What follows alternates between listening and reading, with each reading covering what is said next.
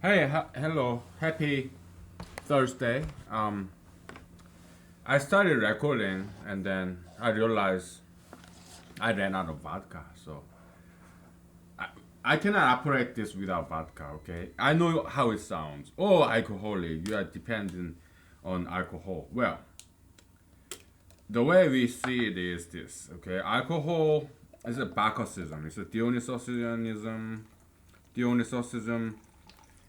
Uh, in this episode series, this humanology series, it's like fuel, gasoline, all right? Because I have a full-time job, okay, and I'm living by myself, and without vodka, I cannot do this, okay? So it's fuel. Vodka is like gasoline, food, water, air. It's like fuel for this humanology, okay? It's just the way it is, whether you like it or not, all right? Because otherwise, I'm not gonna do it. Because, come on, man. I got no audience, I got no girlfriend, and I'm doing this for free, okay? It's not like I'm making money off of this. Totally pro bono. So, then I gotta have some fun, right? Yeah, that's vodka, okay? Something's gotta give. So that's what it is. Okay, now,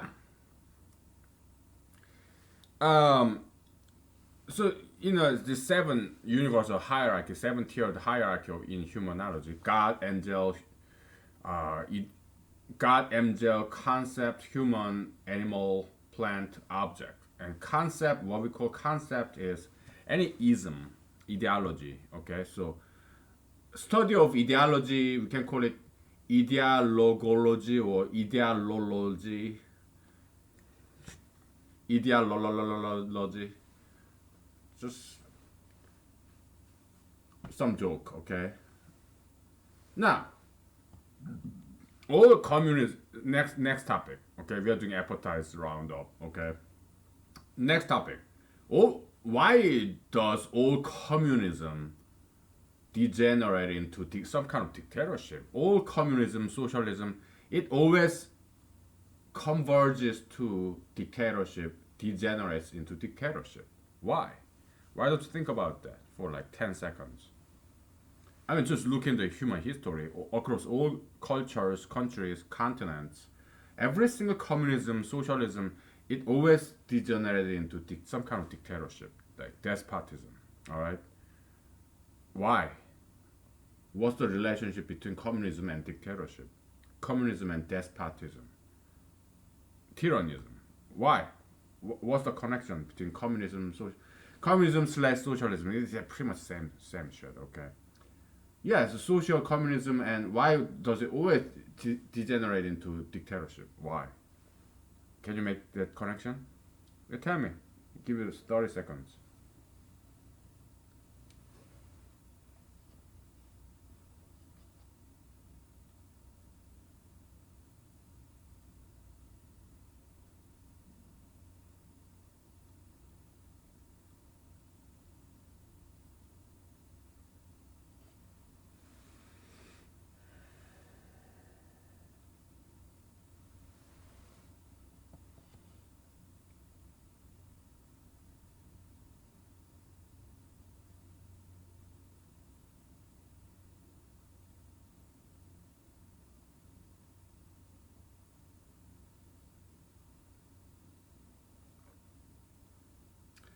Well, one way to think about it. Okay, have you thought about it? Yeah, tell me. I give you 10 seconds to present it to me. I'm all ears.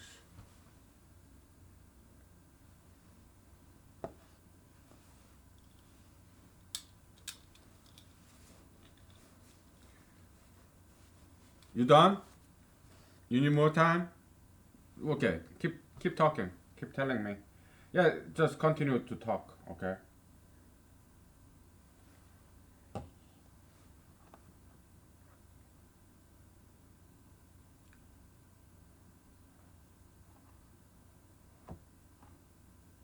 Hmm? Yeah, I'm sure you're done. Yeah, so one way to think about it is this, okay? Perhaps your theory is by far superior to mine, okay? But one way to think about is that if you compare capitalism and communism, capitalism is this. It's like freedom, okay? You do whatever you want. You possess your property, you work hard, and you possess your property. Yeah, whatever you want, okay? That's capitalism, all right? Slash democracy. It is pretty much the same thing. It's about freedom, rule of the people. It's about freedom, okay? But communism, socialism is this. No, you're not gonna have freedom. It's us, government. It's a big government. We are gonna control the economy. That's communism, socialism, okay? And no, you cannot possess property. All the property is possessed by the government. Who? Dictator. Communism, socialism, dictatorship is one of the same thing. Okay? It's about one person so greedy and hungry, he possesses everything. It's what is it? Feudalism. Kingdomism, kingism. Yeah, back in the old days, yeah, it's the king, one and only king, possesses everything. There's no private property ownership in feudalism, all the back in the days, okay? It's all about king, this one dictator, and his friends and families, people who's loyal to him, okay? And capitalism, democracy is against such dictatorial power concentration. So what they do, yeah, give freedom to the people, let them work, accumulate wealth, okay? So that's the difference, okay? Communism, dictatorship, socialism is all about controlling people. One person controlling, one government controlling everything, even possessing everything. Okay, there's no private ownership in communism, socialism, under despotism. Okay, it's only the king, dictator, who possesses everything. Okay, so that's communism, socialism, dictatorship that Mr. Bernie Sanders is subscribing to. I'm not sure whether he's extremely stupid person. I'm not sure if he is extremely stupid person. Then yeah, he would truly believe in communism, socialism. Okay, but that may not be the case. Perhaps he's kind of smart. He knows socialism is wrong, stupid, but he may be fooling people. He may be deceiving young and dumb people. Okay?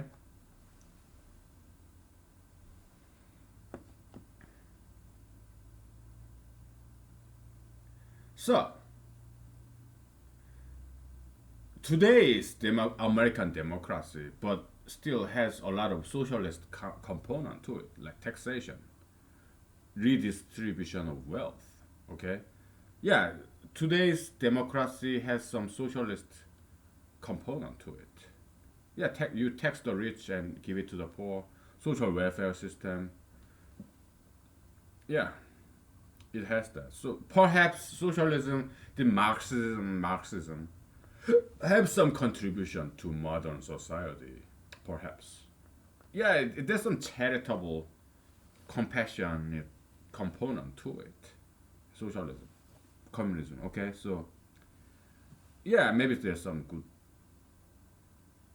in there, and eventually, modern democratic societies integrated many of the Marxist philosophy to their democratic system, like social welfare system, social security, taxation and social welfare program. Okay, yeah, sure. But rich people, I don't think they are happier than poor people like me. I think their life is pretty much the same because happiness is about upward change. That's the when you go through this promotion, that's the only time you are happy. If you make the same level of money, your happiness also levels out. Okay, we talked about this, right? Here, I equalize jealousy and some other intermediary step, and it becomes lie.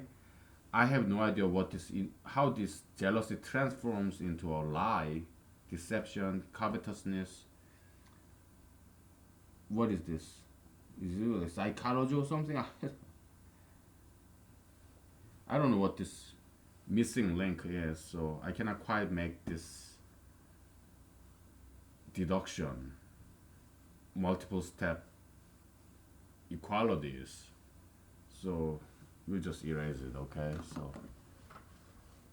Um, so yeah, this rich people, poor people, this difference, okay? It can be thought as diversity, okay? Um, I'm currently middle class, I guess, middle class, making about $50,000 a year, which is about average American salary, okay?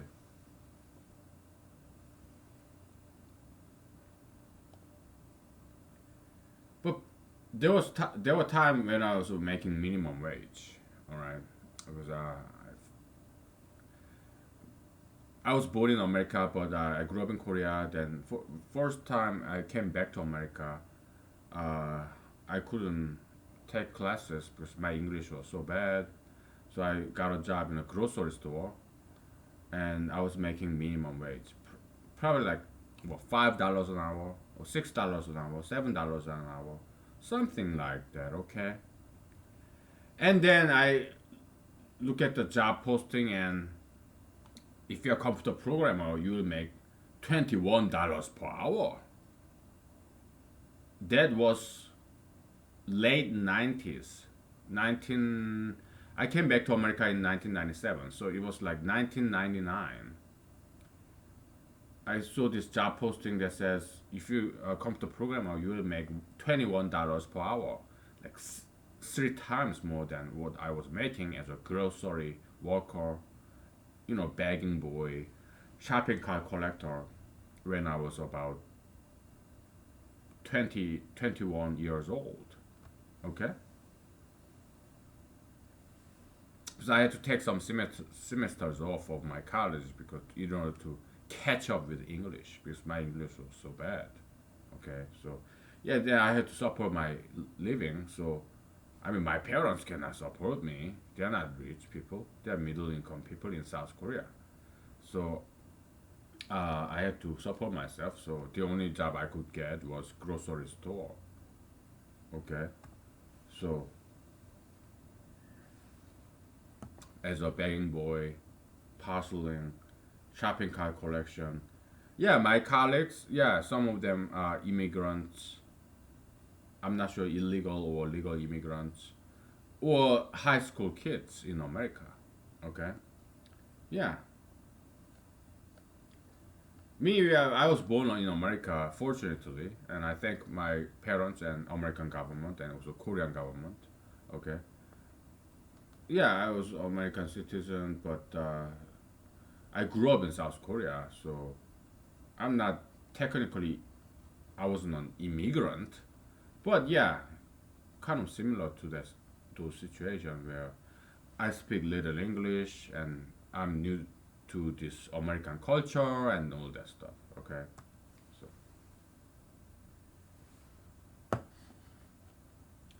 am I happier now compared to when I was a begging boy in a grocery store? Am I happier now?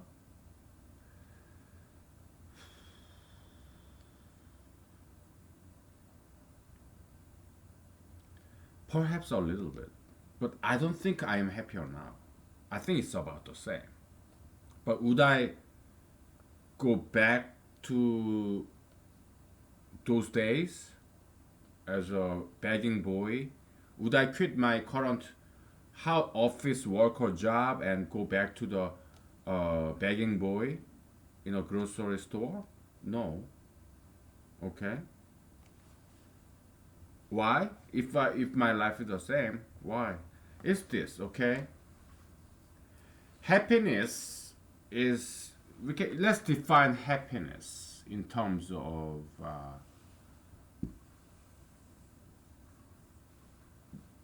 calculus, okay?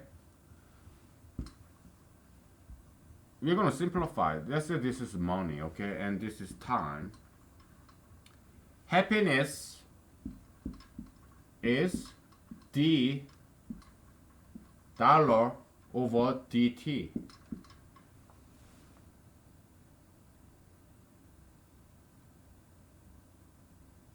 Kind of. Actually,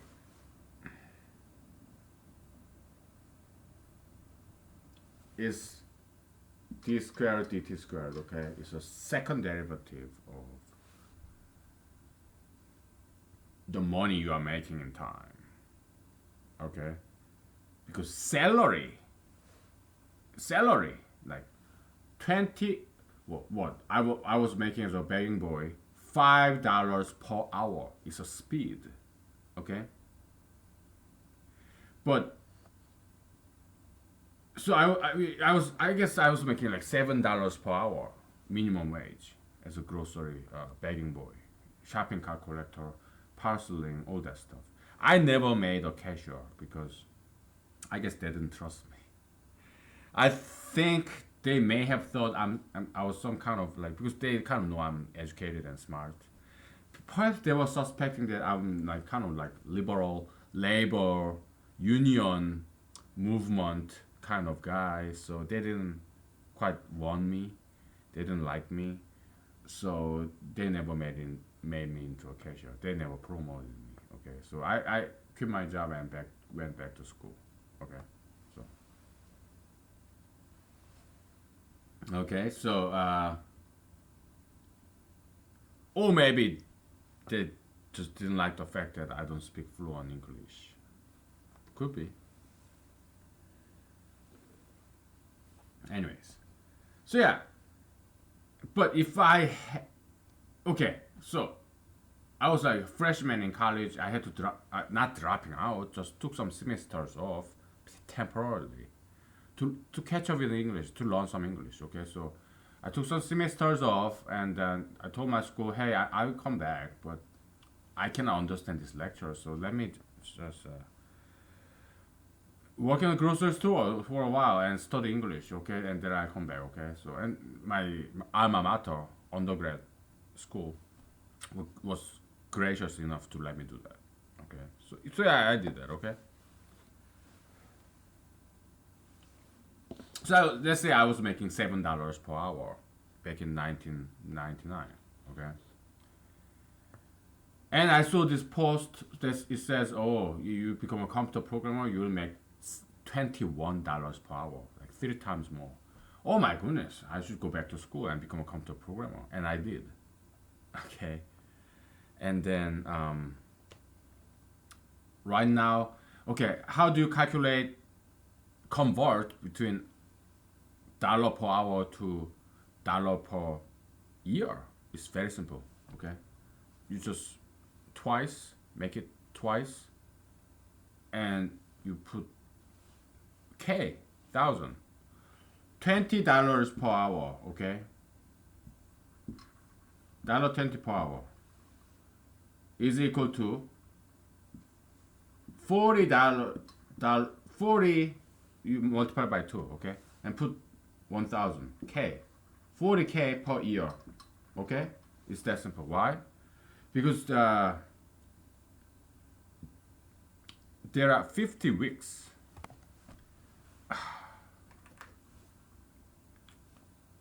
In case you don't know mathematics, I'm gonna break it down for you because I want to help you.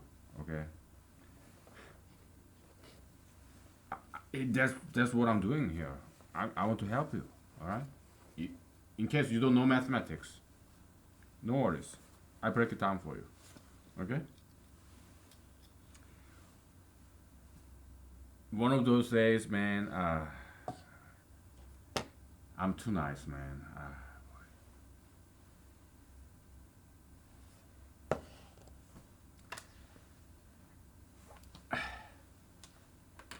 One of those days, you'll be asking too much. Okay, come on. How many hours do you work? Let's say 40 hours per week. Okay, it's a unit analysis. If you're in, if you take college level class or whatever chemistry class, yeah, or high school, middle school, yeah, you do unit analysis. 40 hours per week. Okay.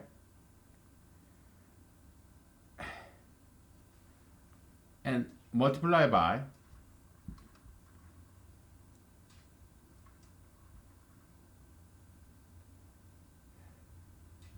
about 50 weeks per year. Okay. And week that cancels out. Okay. Week and week it cancels out. I'm sorry, it's a defective product. Okay, they sold this to me in Walmart and it's brand new, but it's worn out already. Okay, so I'm not gonna return it. It's just like, well, $4, $5. No, my time is not. I mean, if I want to return this for $5, I have to wait in line. My time is more worth than that returning time. Okay, so just $5. This set of pens, and to refund this, I have to wait in line for what 30 minutes. So it's not worthwhile. Okay, because I make more than $5 per 30 minutes. Okay, so yeah, you have to calculate. Okay. All right. So what is this? 4, 5, yeah, 20, right? So 20, and you have 10 here, 10 here, so 2,000, 2K. Okay. 2,000 hours per work hours per year. You work about 2,000 hours per year. Okay. 2,000 hours per year. So if you work 2,000 hours per year and you make what $7 per hour, you multiply by 2,000 hour per year. Okay, this becomes what? 14,000 hour cancels out. Okay, you make 14,000 per year. Okay, so it's the magic of unit analysis. Okay, so if you take physics class, chemistry class, yeah, you learn about unit analysis like this. Okay, because you have to convert between different units. Okay.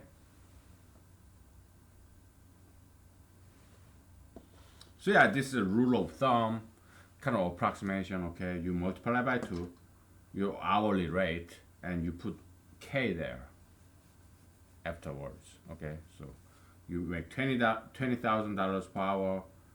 Then it means you multiply by 2, 40, and put K at the end. So you make about $40,000 per year.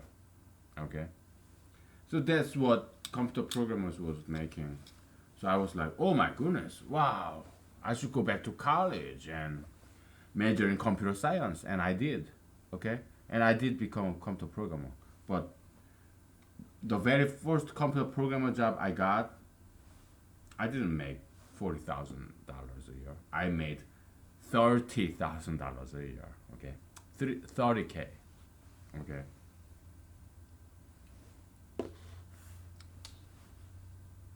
After 3.9 GPA in college, fairly prestigious public state school in the Midwest, major in computer science. 3.9 out of 4.0 GPA. And after that, I went to an Ivy League school for PhD. I was there for 2 years, but I dropped out. From the Eastern Coast, this Ivy League school. I dropped out after 2 years. Then I drove to Western Coast, Los Angeles, California, to become an actor. So I don't know anybody. I just came here, so uh, I got a job as a McDonald's and also Subway sandwiches because I have to make money, and I don't want to borrow money. I don't want to ask my parents for money because my parents they cannot send me money. Okay, they're not rich people. All right, and they live in South Korea, so there's this high exchange rate between Korean currency won and American currency dollar. So and also they are not rich people; they're just middle income people. Okay, so yeah, I have to make a living. So after graduating from a good school, undergraduate public state school in the somewhere in the Midwest with 3.9 GPA out of 4.0, and I went to Ivy League school in a PhD program with full scholarship fellowship. Okay, I was there for 2 years, but I dropped out after 2 years, and then I came to Los Angeles, California, flipping burgers. Okay. Actually, I never flipped burgers. Why? Because that's kind of important job. What did I do? French fries. I did make French fries. Okay, and I mopped the floors, cleaned the bathrooms. In McDonald's, and also Subway sandwiches. McDonald's, I was this drive-through crew. Okay, so yeah, take the drinks and give them whatever they want. Take the money in, all that stuff. Okay. In Subway sandwiches, I did make sandwich. Okay, so yeah. Well, I never flipped up over because that's a very important job. So I never got promoted to that level when I was working in McDonald's. Okay,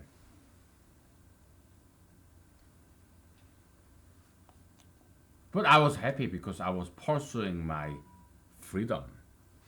I came to Los Angeles, California, after 2 years in PhD program, doctoral program, um, in what in an Ivy League school in Eastern Coast. Okay, I was happy because I was pursuing my dream. I was pursuing my freedom to be an actor, to be a morning star over Hollywood sky, something like that. I was a dreamer. Okay, so I came to Los Angeles, California, thinking that perhaps I can make it big in Hollywood, but I never made it big in Hollywood. Okay, never. Okay, but I was happy because I was pursuing my dream. I was doing my own thing. Not following this fixed career route. No, no, fuck that. My goodness, I'm not a fucking machine. I'm not a fucking manufactured product. No, I'm not a machine. I'm not a product. I'm a human being. I love freedom. So that was the price, the humiliation. After all this education, I was making back again, minimum wage salary. Just like when I was 19, like 7 years ago. Yeah, after 9 years ago, I think. So I came to Los Angeles, California in 2006. Yeah, about 7 years ago. 7, 8 years ago, okay? I was still making minimum wage salary in McDonald's, Subway sandwich, after all my education in college, a computer science major in a good school with 3.9 GPA out of 4.0, and even 2 years in Ivy League school in a doctoral program in full scholarship. After that, I was still making minimum wage in McDonald's and Subway sandwich. I'm not making this up. This is true story of mine. Okay, but what I was happy though because I was pursuing my dream. enjoying my freedom. So I was willing to pay that price, the humiliation. So all my colleagues whose GPA was less than me, who's less smarter than me, oh, they were making a lot of money, like 10 times more than I was making. Okay, but I was happy because I was pursuing this dream of becoming an actor in Los Angeles, whatever. I had this hope. First, maybe one day, maybe I could become a famous actor. It made me happy. That hope, that possibility, optimism. Though I was making very little money, I was happy. Okay. Again, I didn't get any assistance from my parents because they cannot assist. I mean, they cannot afford to pay for my living expenses. No, I got no rich uncle. I don't. So I had to work in McDonald's and Subway sandwiches. How old was I? I was like 29, something like that. 2006. Okay, so I was born. 27, whatever, late 20s, okay?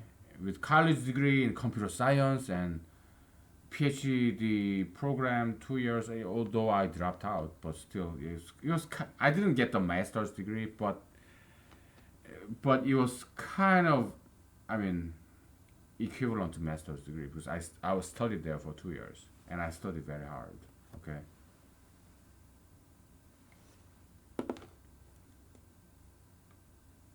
We'll take a break, okay? And we'll get back to something like this, okay? Take a break. All right.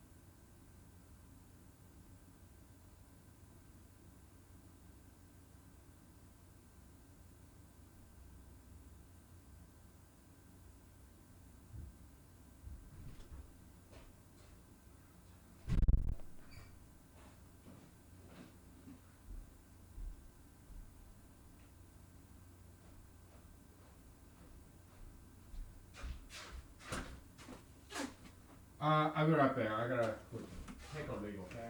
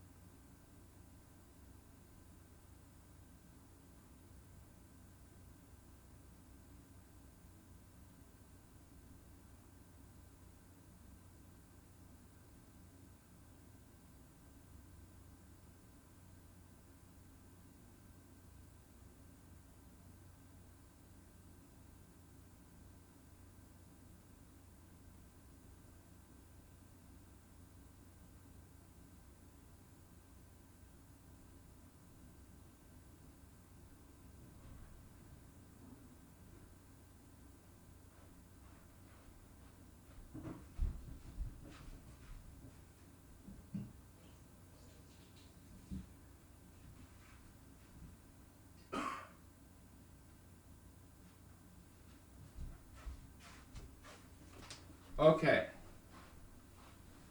we're back. So I put it like this. Maybe some of you are married. So what happens when you have a brand new baby? Okay, and say you have the same job, you make the same money, but now there's one more mouth to feed. Okay, so the money that you can use dramatically decreases because this brand new fucking baby, right? It's like you got some kind of demotion, so you make less money. It's equivalent to that. It's having a brand new baby. It's like a demotion. You are making less money. I mean, as a personal expense, because now you have one more mouth to feed.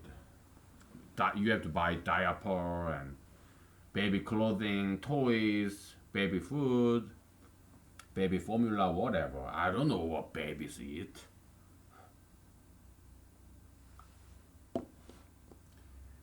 So yeah, but you're happy, right?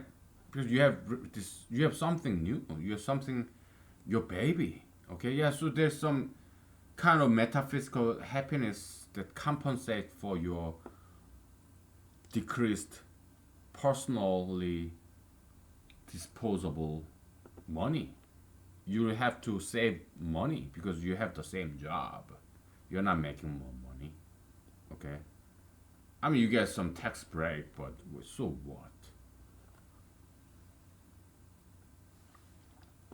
But you're happy. So I was kind of like that when I moved to Los Angeles, California. Yeah, my money level decreased, but it's as if I have my baby, brand new baby. Who's it? Me, brand new me.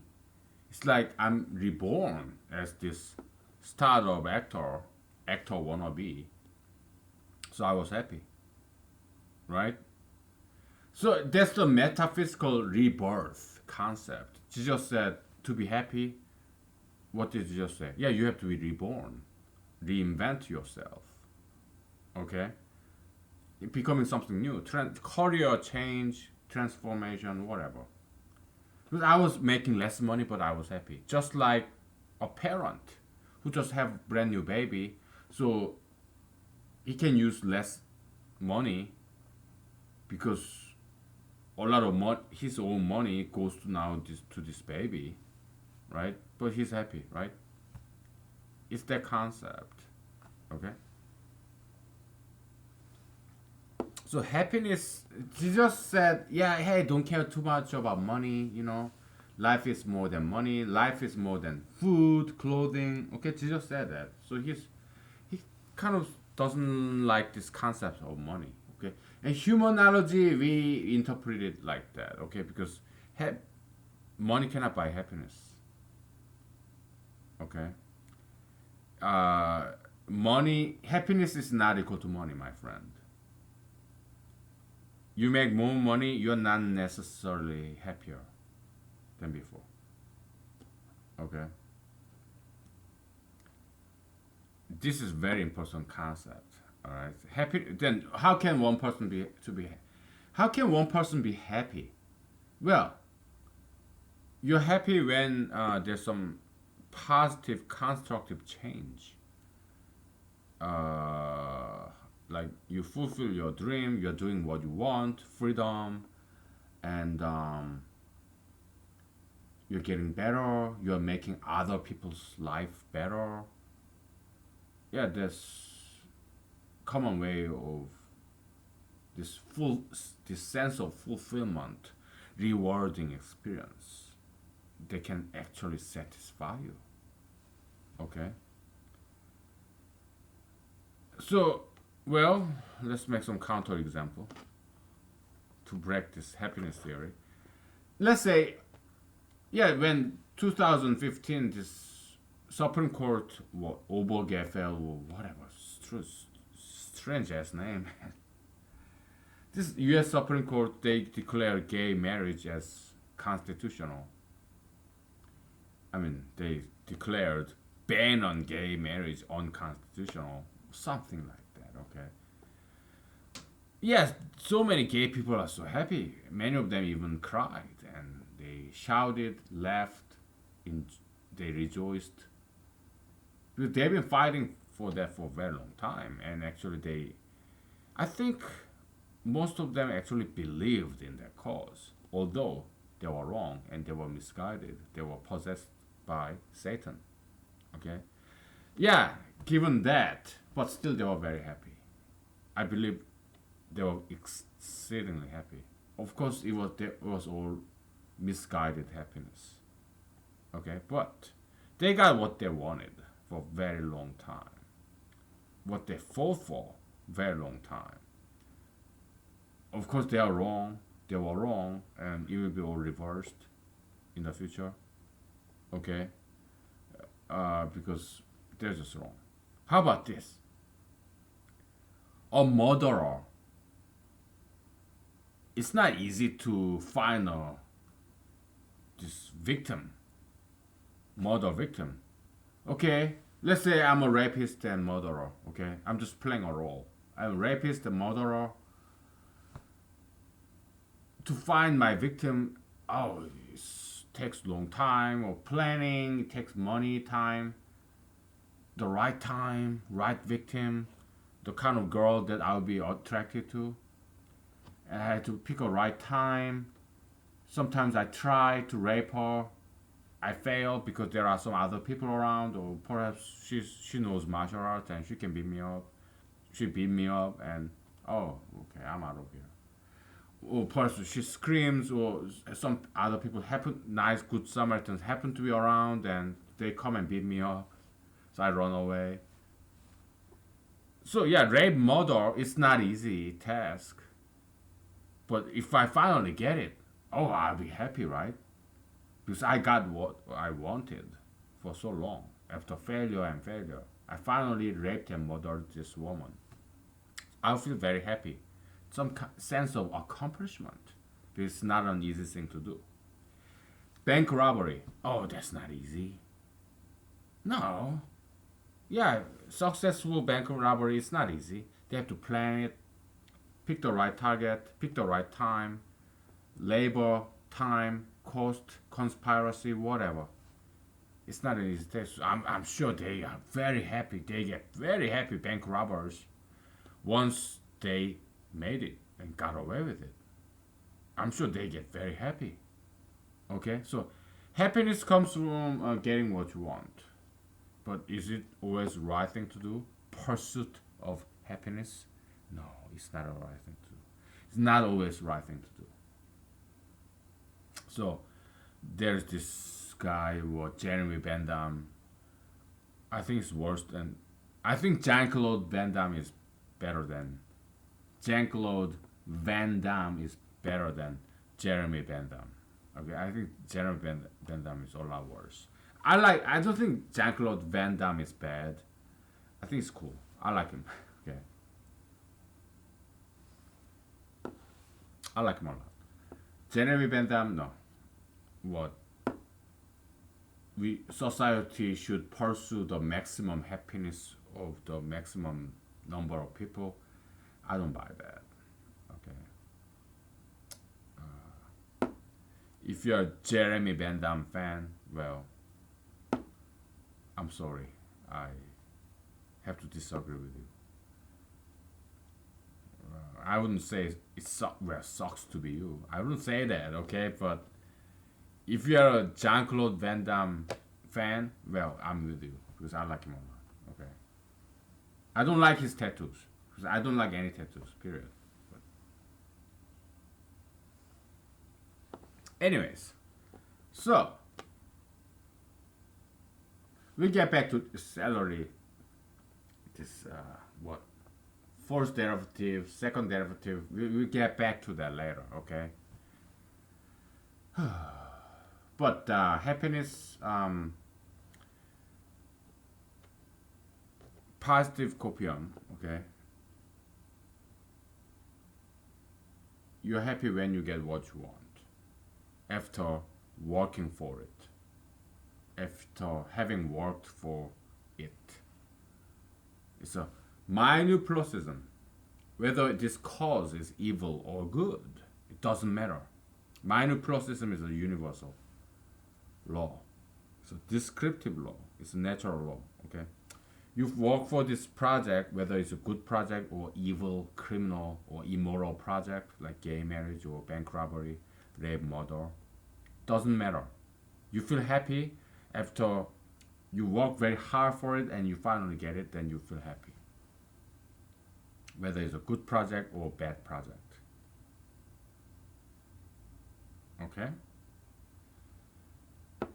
And yeah, gay marriage, rape, murder, bank robbery, they're all bad stuff. But they feel very happy when they finally got what they wanted, what they worked for so long time, with a lot of money invested and a lot of time invested, emotion invested. Okay, they get what they want, then they're happy. Okay, why? Because we are running out of space. Oh. They were here. Okay? This is the state of low state. They want something, but they don't have it. Then after a lot of work, they got it. They got what they wanted. This target, objective. Okay. Okay. Happiness is from here to here. That's it. That's the only time they feel happiness. It kind of looks like age, huh? Happiness.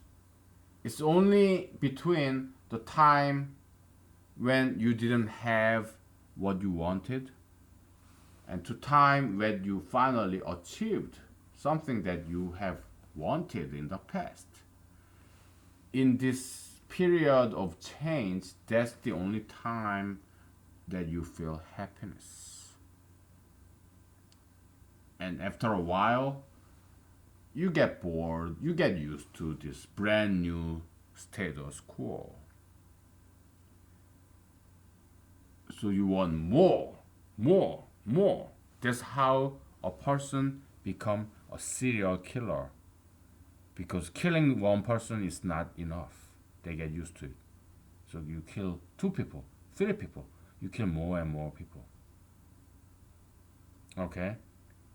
Gay marriage, same thing. At first they said, oh, we all we wanted was gay marriage, LGBT activists. They first said all we want is equal treatment, equality. They got it. Supreme Court, U.S. Supreme Court gave it to them. Or President Trump, President Obama, even Pope Francis, and a couple of days ago, LDS, Latter-day Saint, the Mormons, they gave it to them. Yeah, oh yeah, gay marriage is okay. Yeah. Pastors, Christianity, yeah, they all gave it to them. Israel, Jews, yeah, yeah, okay. Yeah, I give it to you. Gay is okay. Okay? That's all that's what they said they wanted. Yeah, all we want is equality, equal treatment. And people gave it to them. In America, in the Western countries, even in many Asian countries, yeah, they gave it to them, right? But after a while, it's not good enough because we are now too used to it. What we want is now superior right, and they got it too. Okay, yeah, LGBT. If you are LGBT, you get extra credit in college admission ticket. You get extra credit for job opportunity. You get away with all the crimes that you have ever committed. You just go free if you are LGBT. So now they want superior right. Okay, so yeah, because oh they after a while they get used to this equal treatment. So what do they want now? Yeah, superior treatment, superior rights. Okay.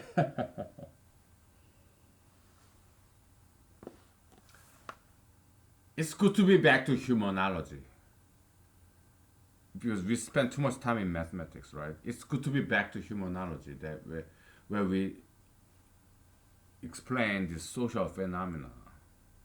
It's kind of like sociology kind of thing.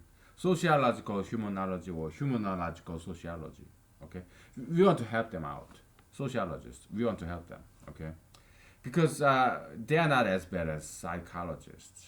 Okay, psychology is so bad, but sociology is not as bad as psychology. Okay, sociology, the way it seems to me, is they're just poor people, but they are not evil. Okay, psychology, well, not people. Sociologism is not evil. It's just they are very poor, impoverished. Okay, but psychologism is evil. It's something very heinously destructive and satanic. The psychology. Okay. Yeah, that's the difference between sociologism and psychologism. Right? Psychologism, there's some evil component to it. Sociologism, I don't see much evil. It's just that they are poor. Okay. Poor. I mean, poor in knowledge. Okay. It's like zero. That's sociologism. Psychologism is like minus, under the ground, because they went below. Okay. So take a break and we get back to this. Okay. All right. But there are a lot to talk about this.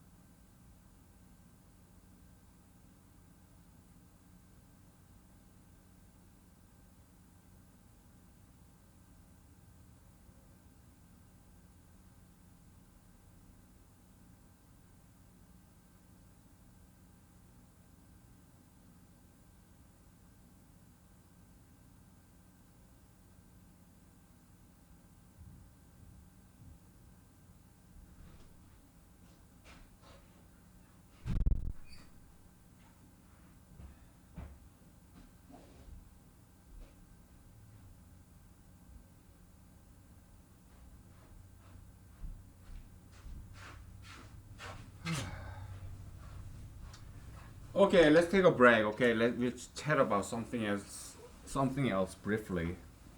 Perhaps this is my retirement plan. I mean, who knows? Maybe I'm 40 years old now. Maybe when I'm 50 or 60 or 70, maybe people will more and more people will start watching this humanology series. By then, there will be like 1,000 episodes, several thousand episodes. Because by now, it's over 300 episodes. Because I do this every day, twice a day during the weekends, sometimes even three times a day during the weekends. Okay, or sometimes twice a day during the weekday. Sometimes. So yeah, and we are discovering many wonderful, beautiful things here. So maybe it'll take some time, right? Before more and more people start watching this, and it get recognized. In 10 years, 20 years, 30 years, I don't know. Or it may happen during my lifetime. If it does, then I will start making some money out of this YouTube video series, because there'll be advertisers if there are a lot of viewers.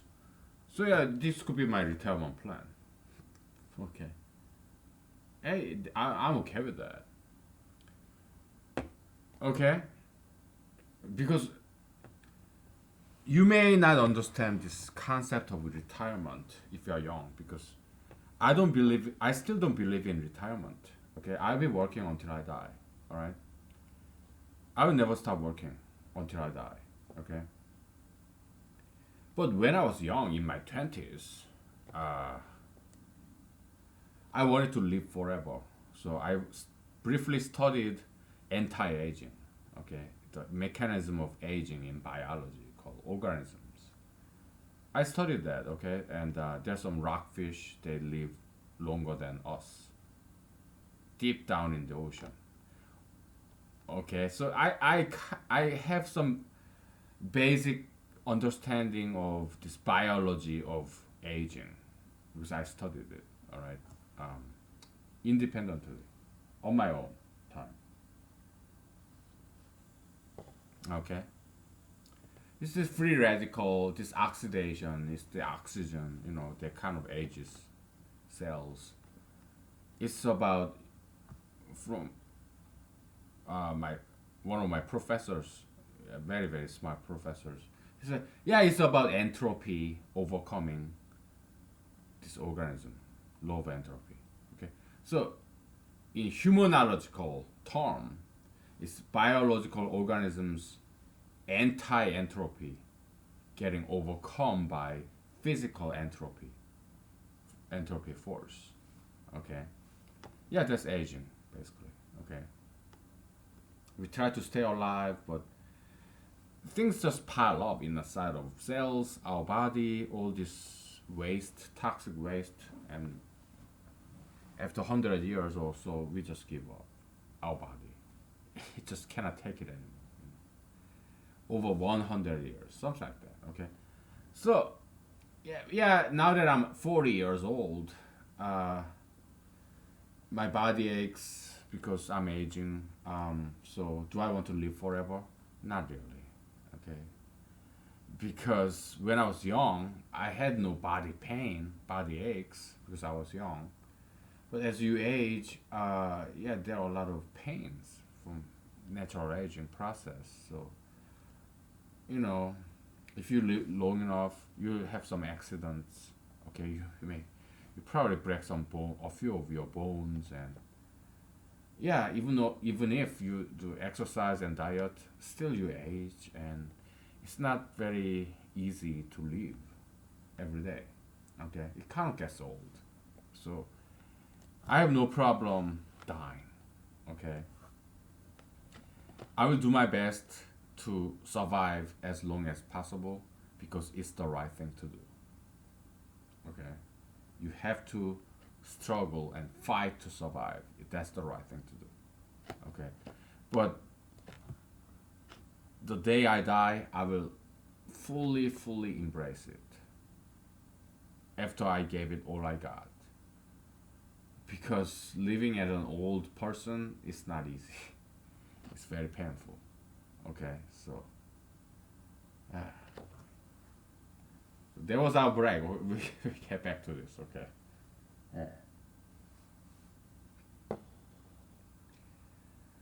Okay. Where were we? Yeah. So happiness is very momentary, evanescent, fleeting, temporary, very short period of time. What's the best season? Yeah, spring, or autumn, fall. Winter, summer, it's too long. Okay, it's too cold. It's too hot. Okay, but yeah, spring, that's time of change between winter and summer. Fall, autumn, that's time of change. Very brief, short period of time of change from summer to winter. Summer too hot, winter too cold. Spring, autumn, very brief. But oh my goodness, it's so perfect temperature. And it changes. All this in the spring, and you have all these flowers and this budding tree leaves and grasses change, right? Fall, autumn. Oh, beautiful fall color. Red, yellow, orange, all these tree leaves, if they are falling, wonderful change. Oh, they're so beautiful.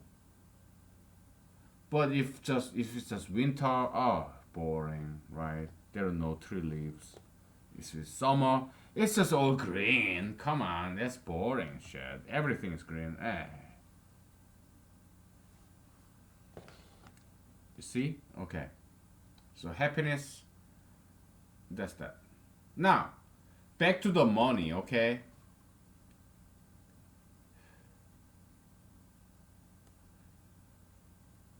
Let's say you make what, $20 per hour. Okay, that's a speed.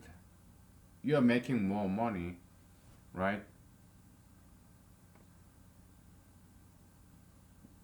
It's a speed. Yeah, you're expanding. You're using your money, right? But forget about expenditure side, the other half for now. Let's just talk about revenue, income, money coming in, okay? Forget about money going out, okay? You make $20 per hour, okay? It's a constant speed, but you get promoted.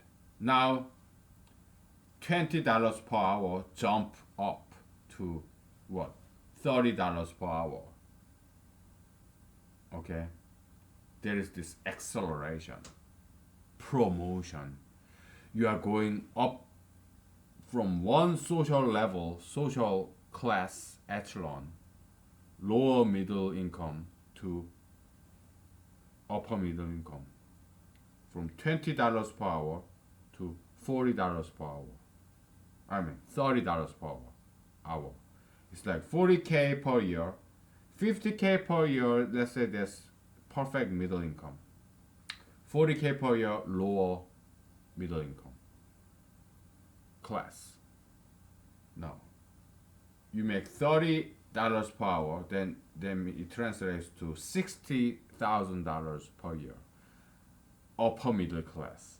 At the very beginning of upper middle class, just slightly higher than this perfect middle income class. Okay, but 40K per year to 60K per year. There's a promotion in social hierarchy, social class.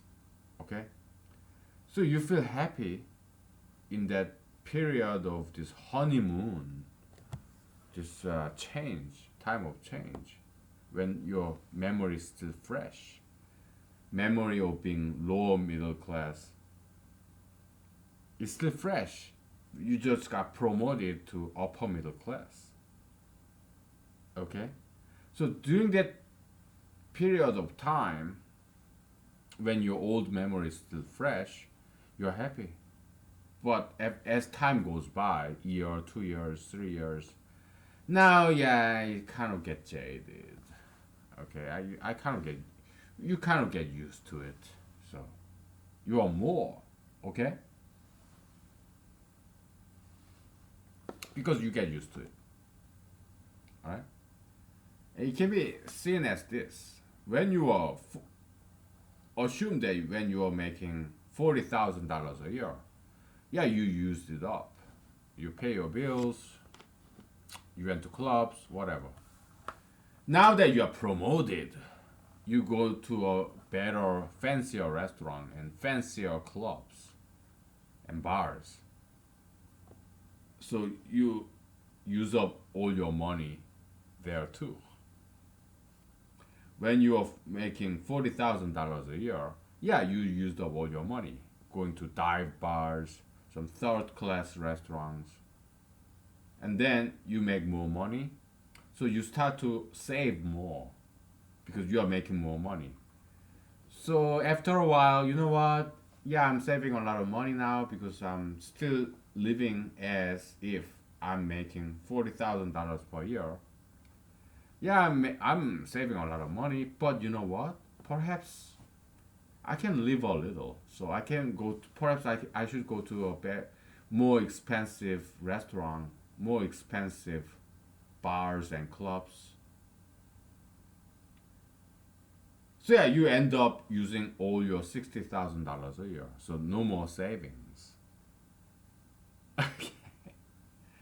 So we are now integrating expenditure, the other half, income and expenditure, revenue, expenditure. Okay, we are talking about the other half, money going out. Now you are spending more, so you again you are not, you are back to scale one. You are not saving any more money. You're just breaking even because you're spending more money. Okay.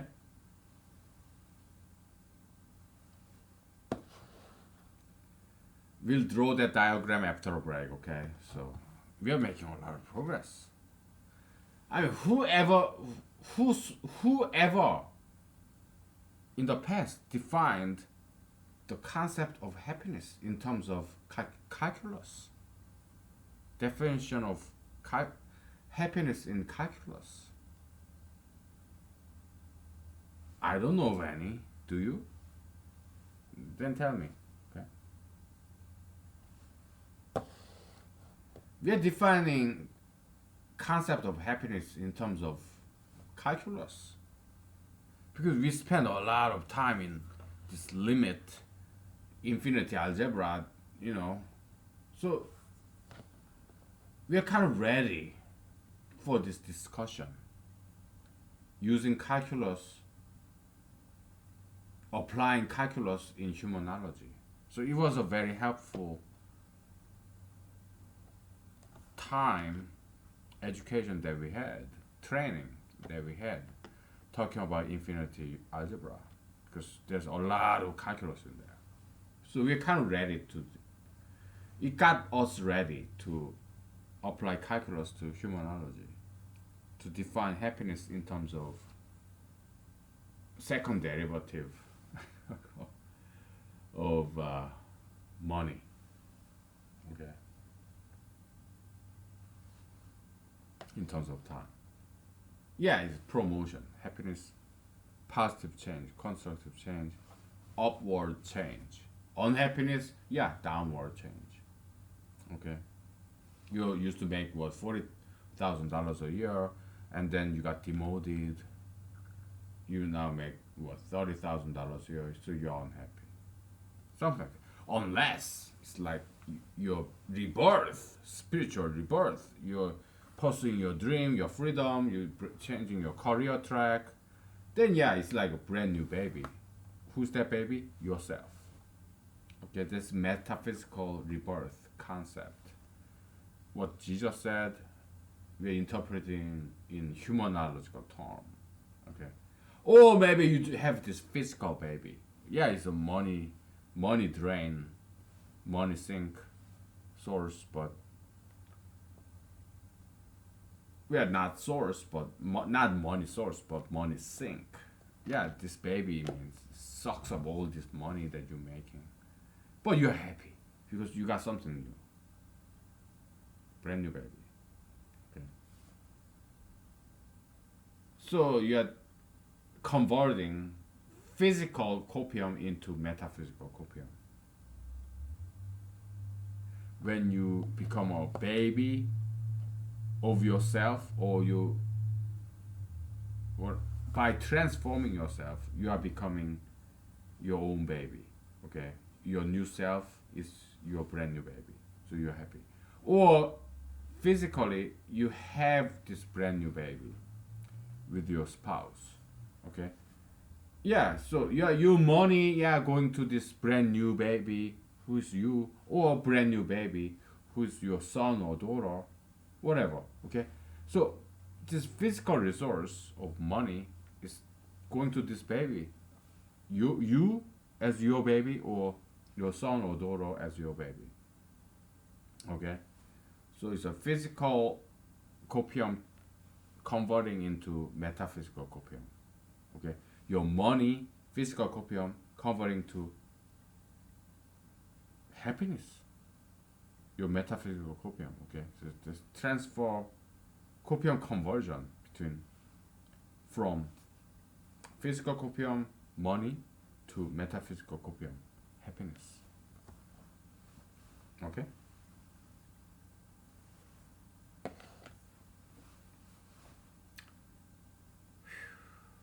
it's time to take a break. Okay, so we'll take a break. We'll start drawing some diagrams, okay? Because we've been all talking, okay, for a long while. So we'll take a break. We'll start doing this two-dimensional Cartesian coordinate plotting, graphing, okay? Take 5, right? Okay.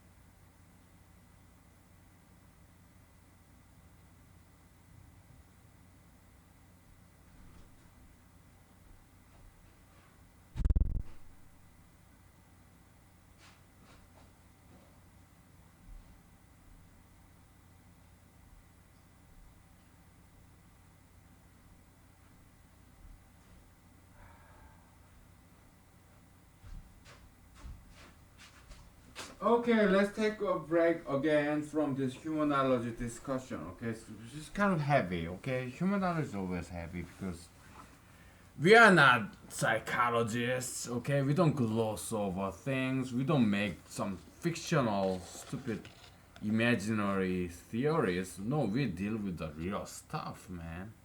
It's heavy. Okay, psychologists they cannot handle the truth because they're too weak to handle the truth.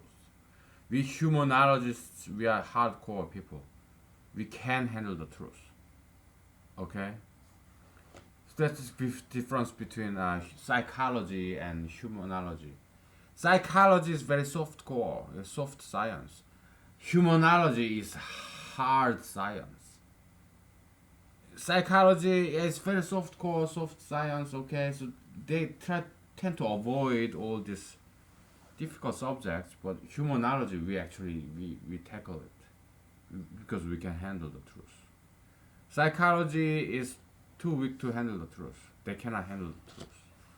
Like in that movie, A Few Good Men. Okay, like Jack Nich, well, more in general, Jack Nicholson said to this fledgling, this Tom Cruise, Harvard law school graduate. This guy. Oh, but we humanologists, yeah, we can handle the truth. Okay, so it's heavy. So let's take a break. Okay. Um, I kind of forgot what I was gonna say as a break time story. I forgot.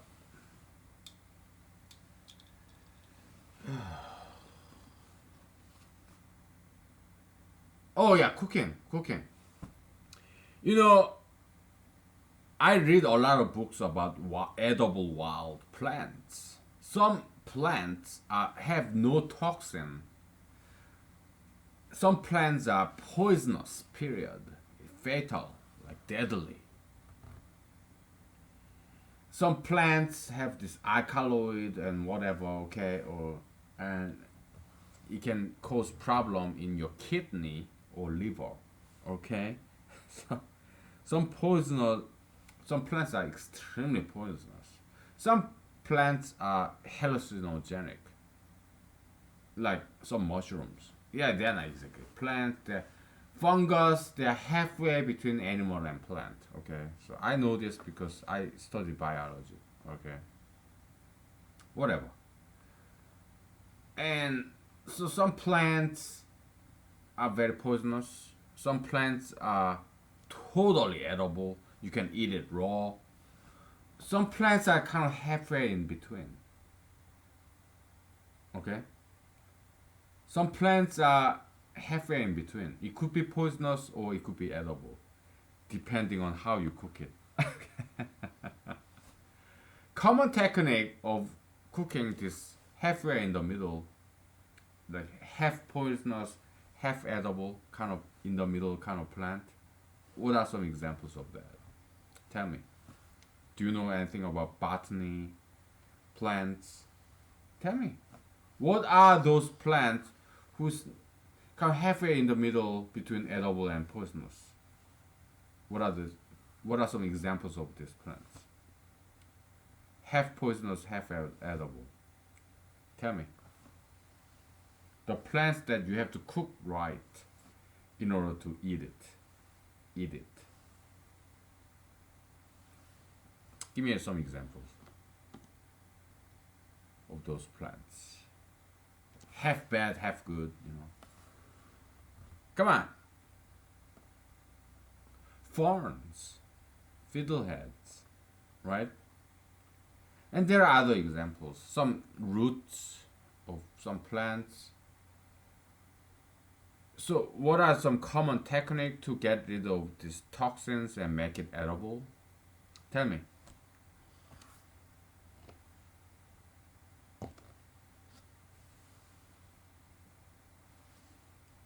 Hmm?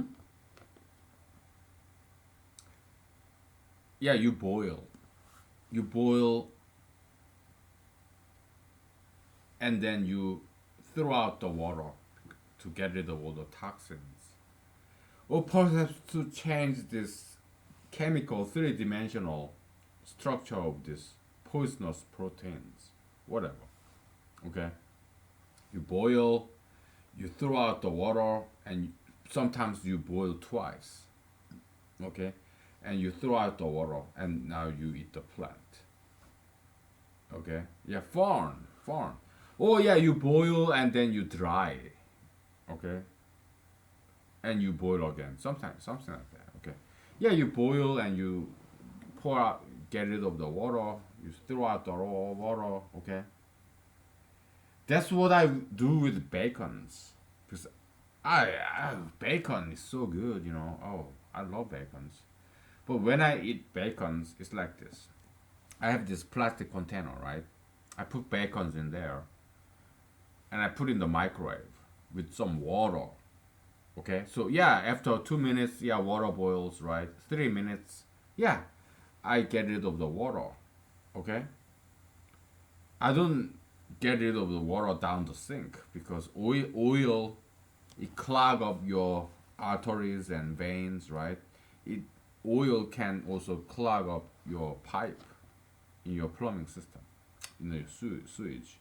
So I normally put this oily water from boiling the bacon in the microwave in a plastic container.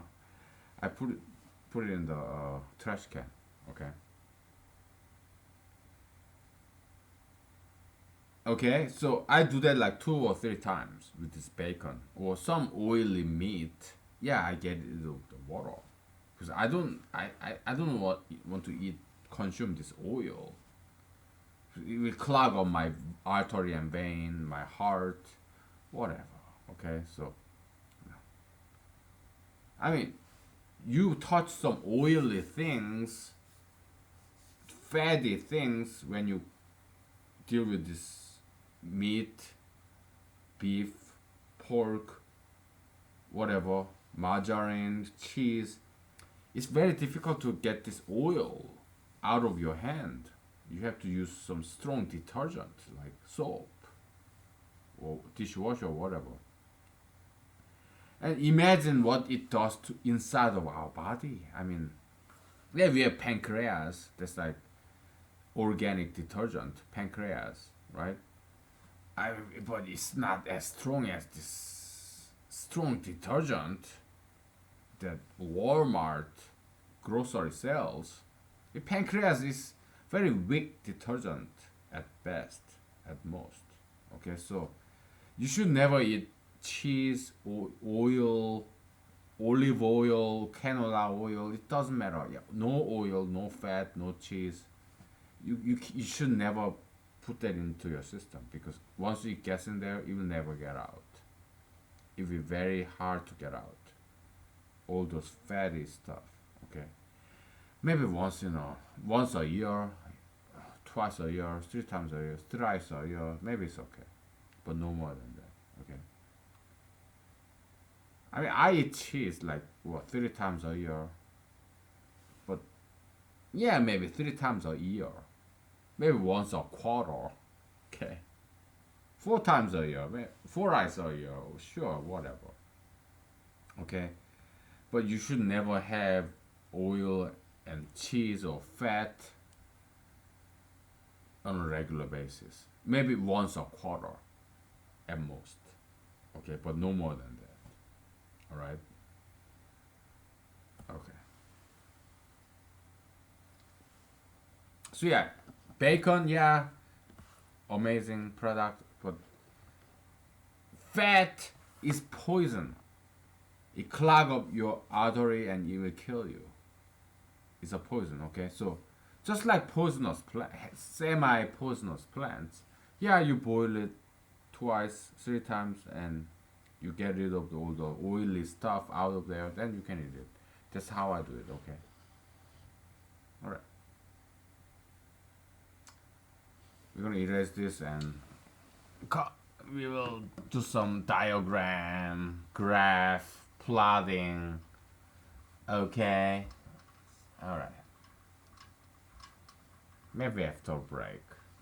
I don't know. Oh boy. So in physics, okay, you have VT graph, all right? V.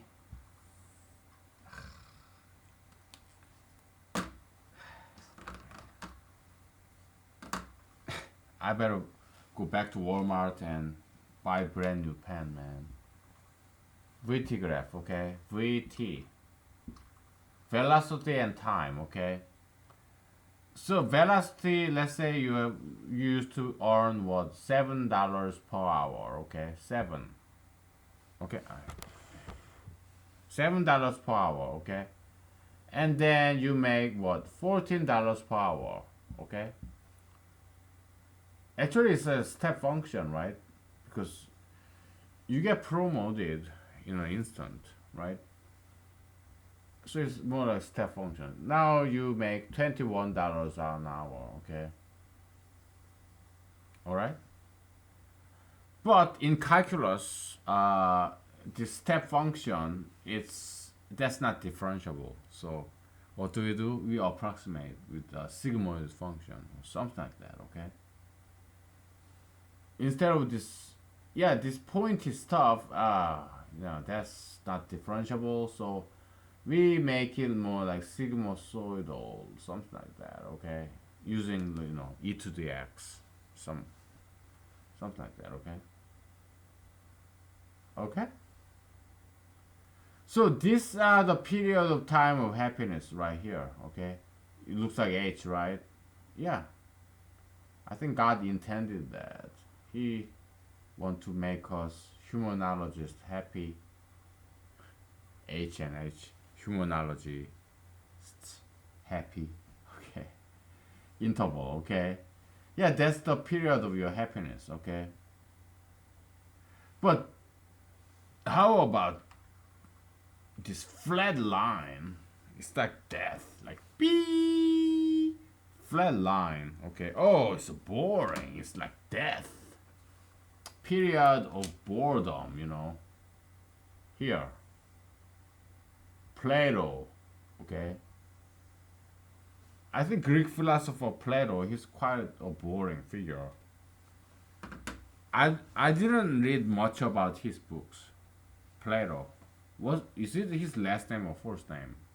Does he have middle name? I don't know. Yeah, Greek philosopher Plato. I didn't read much of his books. Okay, I just learned about his theories, some of, and sound decent. But I don't want to read his books because Plato, Greek philosopher, Mr. Plato, Professor Plato, is very Plato, boring. Okay, and I think he's gay as fuck. Socrates, I think he's even more gay as fuck. Okay, the things that he talked about these young boys. My God, what are you, Mr. Socrates or Plato? Are you pedophile? Are you gay? Horrible.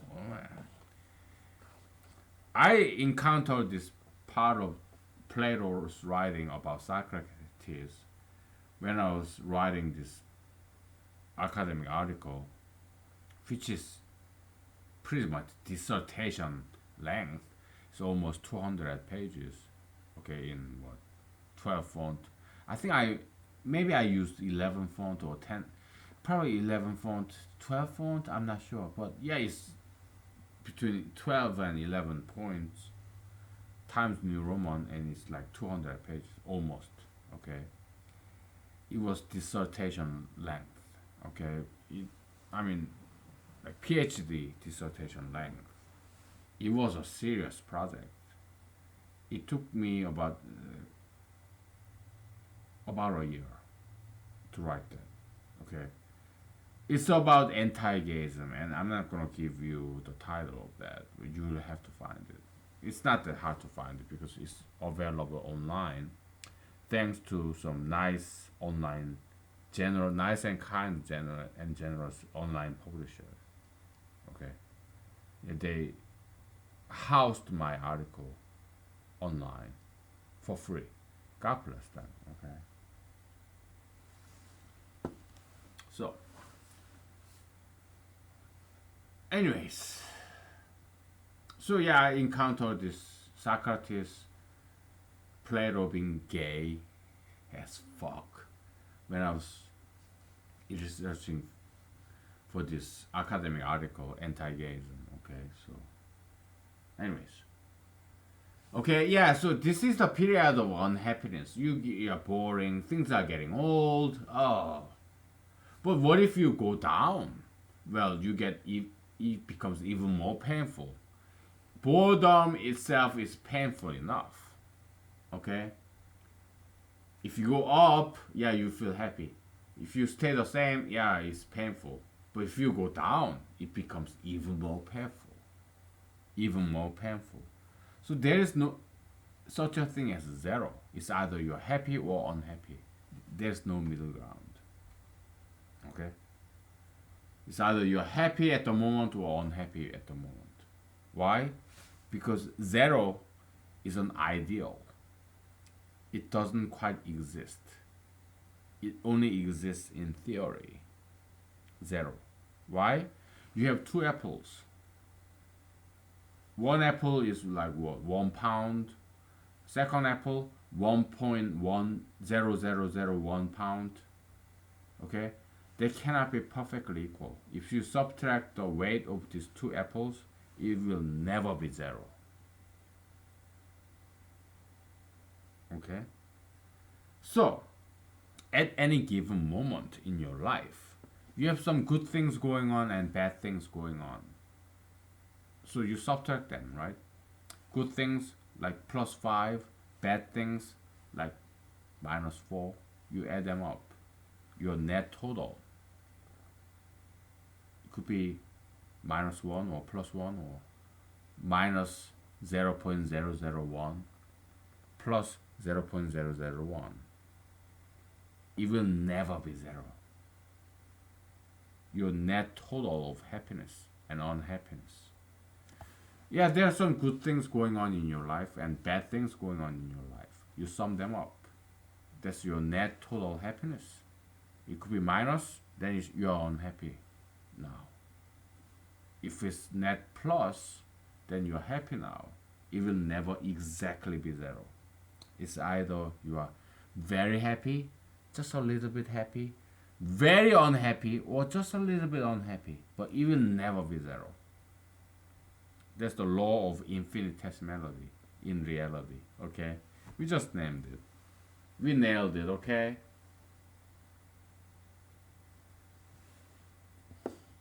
All right. Now let's take a break.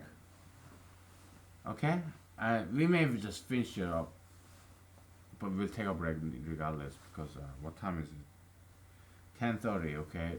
Because I had a very long day at work today. Okay, so we may as well wrap it up after a break. Okay. Yeah. Okay. We take a break and we may continue. We may stop. Okay.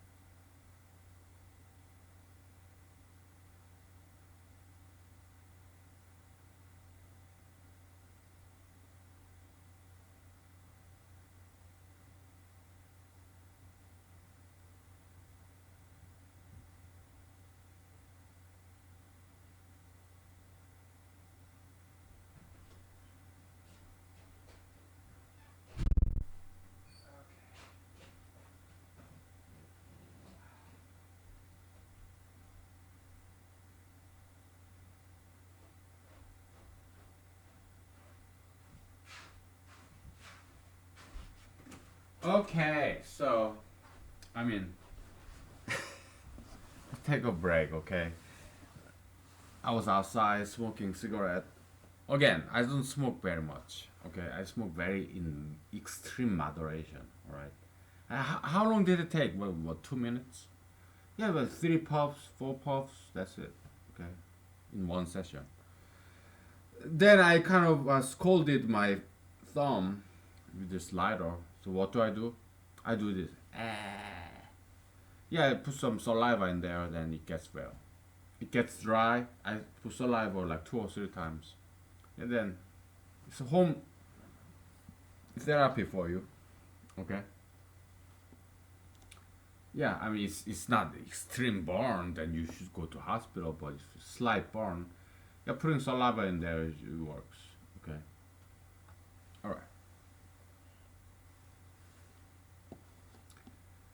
So where are we? Okay, it's like this step function. Yeah, you get promoted. So all of a sudden you make $5 more per hour, right? But there's this period of adjustment.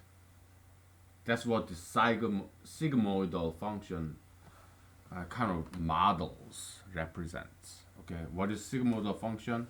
Y is equal to 1 over 1 plus e to the minus x. Okay, when x goes to infinity, e to the minus infinity is 0, right? So it's 1. Okay, when x is 0,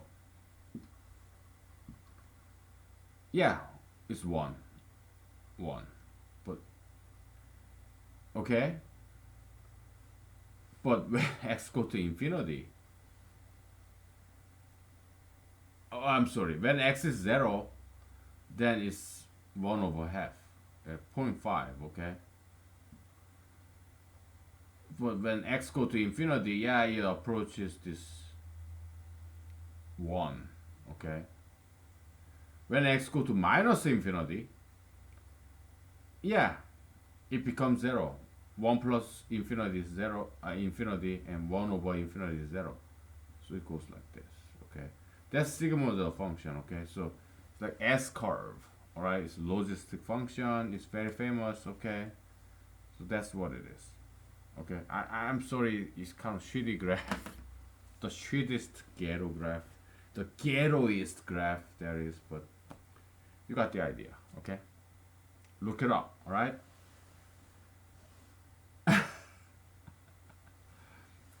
Yeah, it's still healing, so.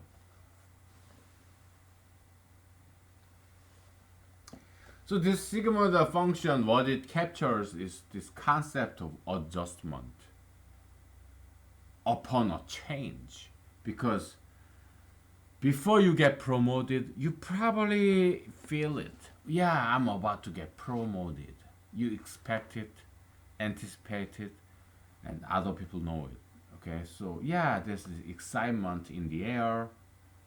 Okay, gradually it builds up. Then, oh yeah, I'm promoted. Yeah, very steep curve of happiness. Very happy.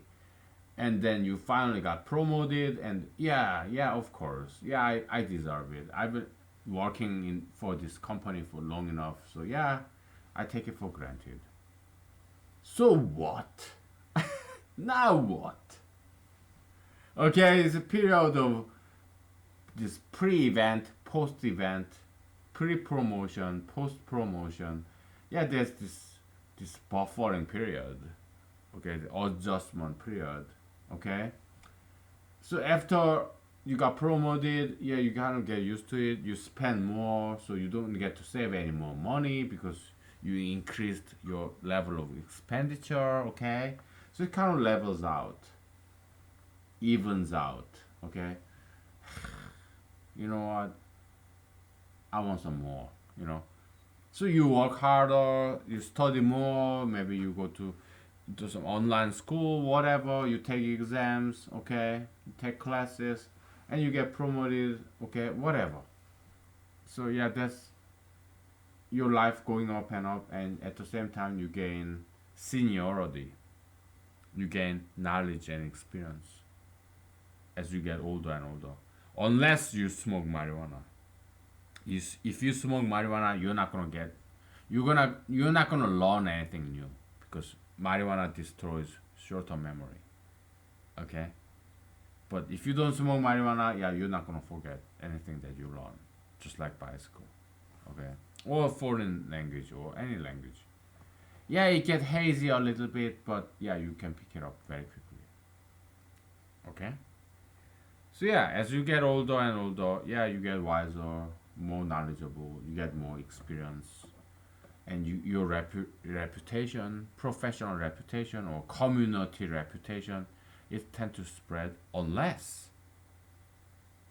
you commit some crime, you commit some immoral acts, adultery, whatever, or if you smoke marijuana, if you could become gay or sugar fetism, whatever. Okay, yeah, then you're going down. But if you exercise, diet, you don't smoke marijuana, okay, you don't drink and drive, okay, you don't smoke cigarettes too much, okay, because if you do, yeah, you get lung cancer, all right. But if you do exercise, diet, you wake up Monday through Friday, you go to work, you don't do anything stupid like adultery or whatever, you don't commit any crimes, then you will go up, up, up, up, up.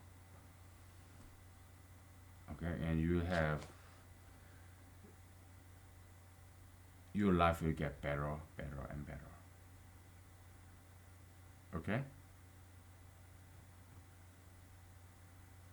if you follow the rules, no marijuana, no sugar fetism, pro exercise dietism, no gayism, no tattoo piercism, no plastic surgeryism. Okay, if you keep on it, then your life, your social level, your hierarchy, your echelon, it will go up, up, up, because you learn more, more, more. Your reputation will spread wider, wider, wider. Okay. Yeah, at the same time you get old. Okay, so your body start to break down. But yes, some things will go down.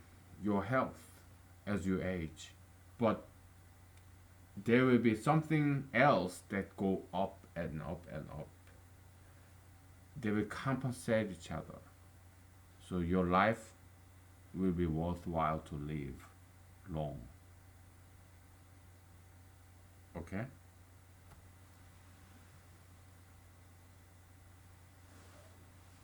We'll finish up here because we want to end in a positive note.